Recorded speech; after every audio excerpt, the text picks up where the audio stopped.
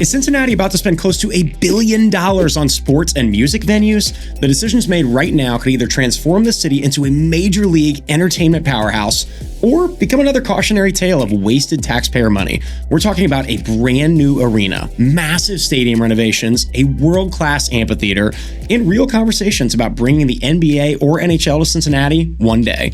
So, is Cincinnati about to level up in a major way, or are we about to make some huge mistakes? Let's get into it.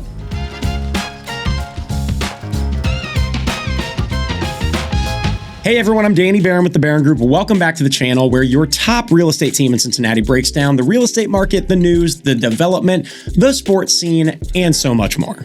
For me, there's nothing quite like heading downtown for a huge game or concert. Seriously, some of the most exciting moments of my life in Cincinnati have been venturing down to Paycor Stadium, Great American Ballpark, or the Heritage Bank Center. Whether it's Bengals or Reds fans rallying for a playoff game, or the Swifties partying outside the stadium downtown because they couldn't get a ticket for under $1,000, the energy for huge events in Cincy is absolutely electric.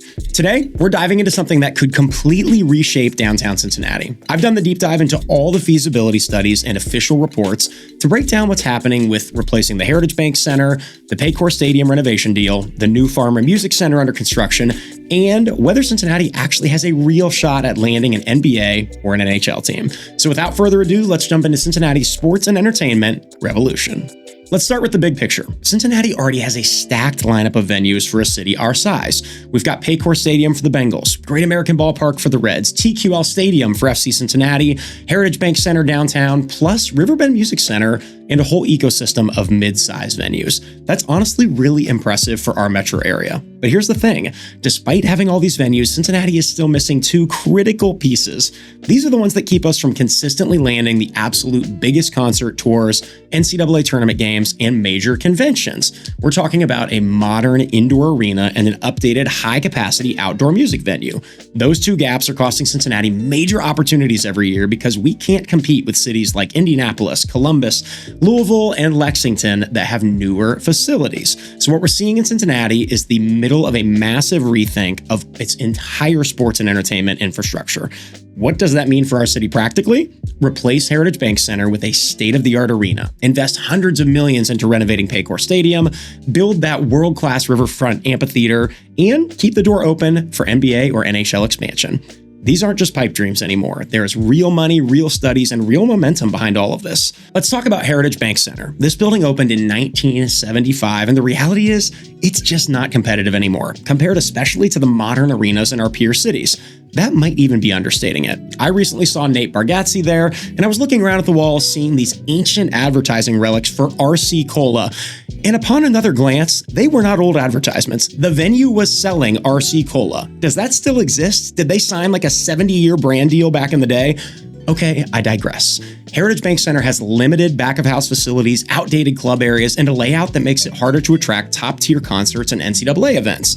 It currently hosts about 90 events per year, and almost half of those are Cincinnati Cyclones hockey games. In November of 2024, a major feasibility study led by the Cincinnati Regional Chamber came out with clear recommendations. A brand new arena with roughly 18,000 seat capacity at a total project cost of $675 to $800 million. The economic projections show more than $1.2 billion in one-time construction impact, plus around $22 to $23 million annually from operations. However, they're projecting this new arena could support about 116 events annually, a major jump from the 90 we have now. Now here's where it gets a bit messy. The study looked at multiple sites: the West End near TQL Stadium, locations near the Convention Center, and the current riverfront spot. Business owners of the banks are strongly pushing to keep it at the riverfront, arguing that billions have already been invested there. I can totally understand that mindset. Other stakeholders see more potential around the West End sites. There's also a competing vision from the current arena operator who wants to build on the same riverfront site for about $350 million, significantly cheaper. A new nonprofit called the Hamilton County Growth Alliance launched in early 2025 specifically to advocate for this modern arena, emphasizing the economic benefits and opportunity cost of events that we're currently losing. So hold up, what's the bottom line? There is a broad agreement that a new arena is needed, but no consensus on location, scale, or funding. I personally can't wait to see what we do. And even though it's not realistic to score an NBA team on this next round of league expansion, because Las Vegas and Seattle are virtually viewed as locks for expansion teams at this time, I will be the first one in line for season tickets when professional basketball does hit Cincinnati. And yes, it would be hitting Cincinnati again. Remember that once we had the Cincinnati Royals. So please, please, please let this happen again someday. Now let's talk about Paycor Stadium, the recently renamed home of the Cincinnati Bengals. There's no talk about building a completely new NFL stadium, which is honestly a relief based on what the pricing would look like. But back in 2023 and 24, team officials and county commissioners were in some tense negotiations. The Bengals wanted hundreds of millions in improvements, and the county was not exactly jumping up and down at that idea. The game changer came in late July 2025 when Hamilton County and the Bengals reached an 11-year lease agreement that includes approximately $470 million in a renovation package. The Bengals committed to stay through at least 2036 with options that could extend to 2046. Hamilton County is putting in about $350 million and the Bengals around $120 million. Both sides are seeking state support.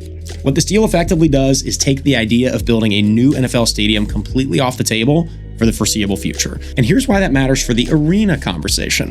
The political commentary around the arena debate frequently points out that any scarce public dollars for sports infrastructure are almost certainly going to Paycor Stadium obligations first, before an arena would get any major public funding. So the stadium deal both secures the Bengals long-term, thank goodness for Joe Burrow and the boys, and this is great for Cincinnati. But it also makes the potential situation around funding a new arena even more complicated. Hey, if you're enjoying this deep dive into our Cincinnati sports future so far, make sure to hit that like button and subscribe to our channel so that you do not miss any future videos. We are always breaking down everything happening in Cincinnati real estate and development. Now for the West End. TQL Stadium itself is brand new, but there's now active planning to turn the surrounding area into a broader mixed-use entertainment district.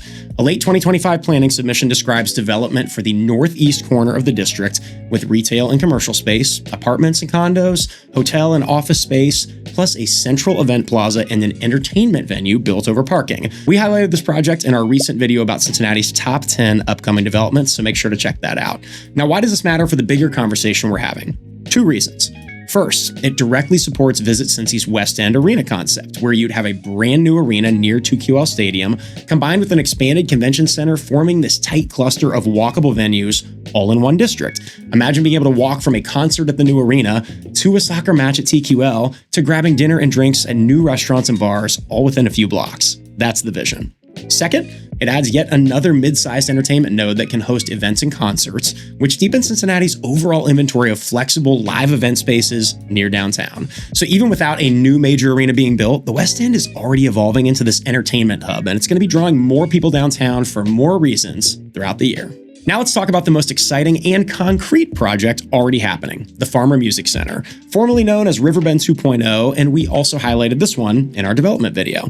This is a roughly $160 million project at the former Coney Island site, RIP Coney Island, funded largely by a record-setting $60 million gift from the Farmer Family Foundation. The venue is owned and developed by Music and Event Management, Inc., the concert arm of the Cincinnati Symphony Orchestra. We're talking about 8,000 reserved seats and a 12,000 capacity lawn for roughly 20,000 total capacity with a vertical design and modern amenities. The targeted opening is spring 2027 and construction is already underway. The leadership is framing this as creating one of the nation's premier amphitheaters capable of attracting world-class touring acts and supporting large-scale music festivals. The financial projections suggest that this could generate more than $100 million annually in regional economic activity. When this opens in 2027, Cincinnati is going to compete for tours and festivals that we simply cannot get right now. This is happening. It's funded, it's under construction, it's going to completely change our concert landscape. Let's go. So the question is, can Cincinnati actually attract the biggest music acts, and how would new venues change that? The answer is surprisingly positive. Cincinnati already punches way above its weight for major tours because we have Paycor and TQL for stadium-scale shows, plus existing amphitheaters and a growing ecosystem of venues. A statewide analysis of 2021 and 2022 major tours found that of the tours playing Ohio, about 80% made at least one stop. Cleveland had 20 shows, Cincinnati had 17 ahead of Columbus, and touring experts emphasize that it's the size of the venue, not the size of the city, that matters. Having stadiums and large amphitheaters is why Cincinnati and Cleveland land more big acts than Columbus. Where Cincinnati is clearly at a disadvantage is for top-tier indoor arena tours, particularly in the fall and winter, NCAA tournament games, and large conventions that need a modern indoor facility. The feasibility study argues that a new 18,000-seat arena combined with the new amphitheater would let Cincinnati consistently compete for more. That's the value proposition, fundamentally changing Cincinnati's ability to compete on a national level. All right, the question that everyone wants answered, what about the NBA or NHL? Let's start with the NBA because that's my jam. Commissioner Adam Silver has said expansion will be considered in 2026, but he's repeatedly highlighted Seattle and Las Vegas, as I said, as the leading candidates. Cincinnati is not among the markets that he emphasizes publicly, and I need to make it a personal goal of my life to change that. Here's my honest take. There is no credible reporting that the NBA is actively considering Cincinnati short term. The path to getting a team starts with building an arena first. It's the infrastructure that matters, and then we hope the stars align. It's a long shot, but not impossible if the pieces fall into place. Now let's talk about the NHL. In early 2024, NHL Commissioner Gary Bettman publicly acknowledged Cincinnati as one of several cities that have expressed interest in a franchise, but he also stressed the league has no active expansion process underway. This is different than the NBA. Visit Cincy and business leaders have openly used NHL expansion chatter to build urgency for a new arena.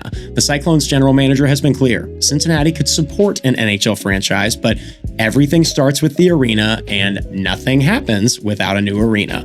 Inquirer columnists have been more skeptical, citing our modest market size, lack of our modern arena, proximity to the Columbus Blue Jackets, and competing budget priorities. So, is NHL interest actually real? It's enough that the commissioner acknowledged us, which is cool, but league expansion is not active, and local leaders frame an NHL team as a downstream possibility if an arena gets built, but not the driver of the decision. So there you go. We zoomed in on all of the details here and also back out so that you could see how all these threads connect.